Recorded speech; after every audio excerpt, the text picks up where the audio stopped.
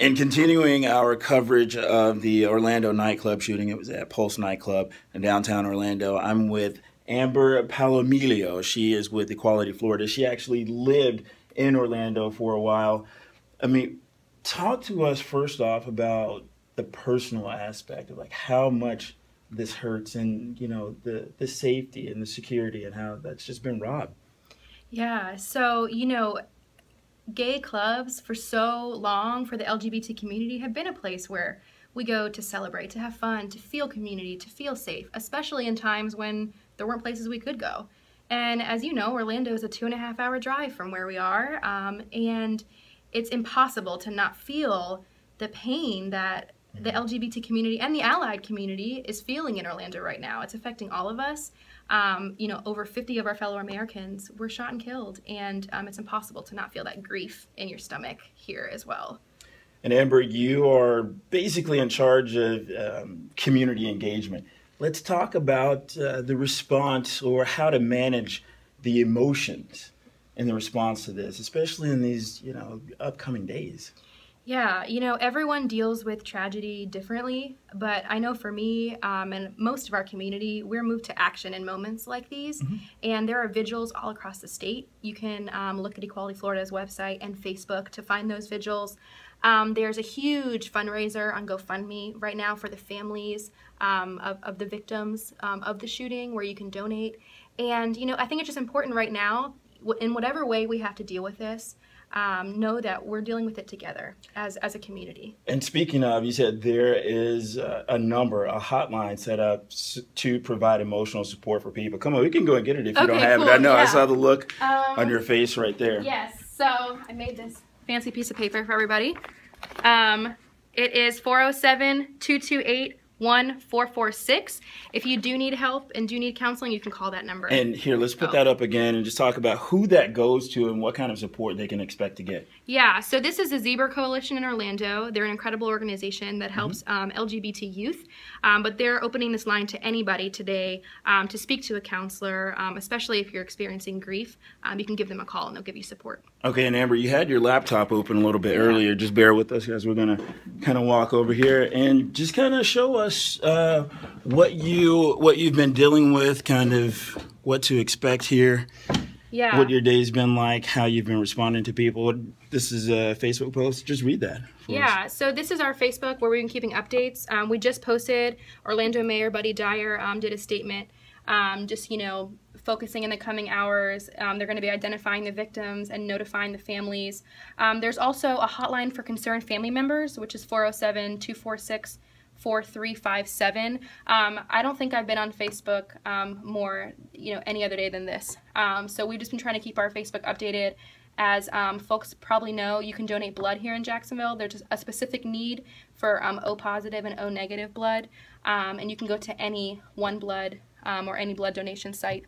And then there's also the financial support. So you set up a GoFundMe page. Talk about how much money you've raised already. Can you pull that up to get like a tally for us right now? Let me pull that up now. The last time I checked, it was $120,000. And what time did you start this? We started it this morning around 10 o'clock. We have $190,000 right now, and that's, I checked about 20 minutes ago, and it was at $120. And our goal is to have $550,000, and 100% of that money will go to families of the victims. Okay, excellent. And as we kind of wrap this up, let's talk about I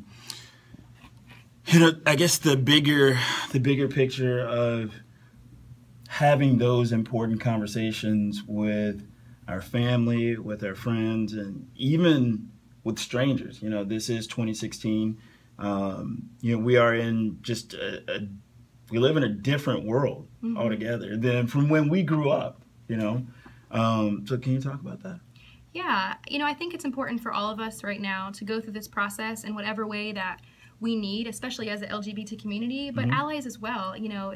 Most folks know someone who's gay or transgender, so I think it is important right now to use this moment to talk about our community, and that this was a direct attack on a safe space, a place that, like I mentioned, we usually are going to celebrate and feel camaraderie. So I think it is important to reach out to folks who who are LGBT or family and friends who are affected by this, and have that conversation with them. I'm going to get a little personal here. Are you personally afraid or scared that, now that safe place is no longer the safe place, the place where you could go to and celebrate with your friends and just really not care or worry about anything? Yeah, I mean, in a place like Jacksonville, the LGBT community doesn't currently have protections based on their sexual orientation and gender identity. So there is a constant level of fear of being discriminated against. So this absolutely changed that and added, an added layer of fear of going out in spaces that are meant to be safe.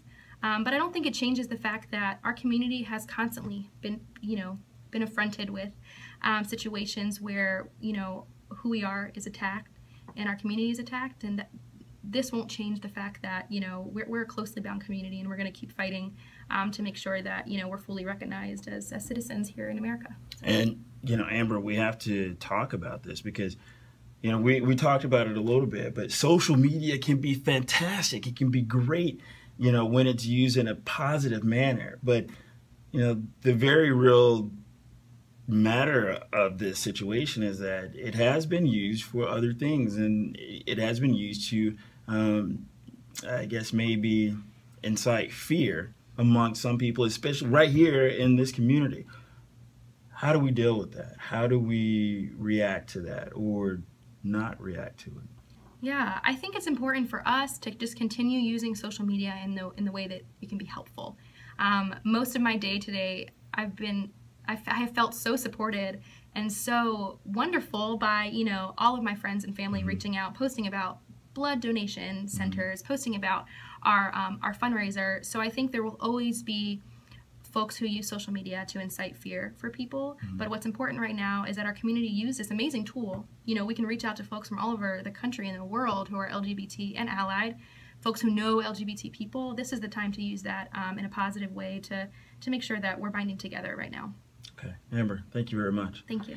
At Equality Jacksonville, I'm Bakari Savage, Channel 4, the local station.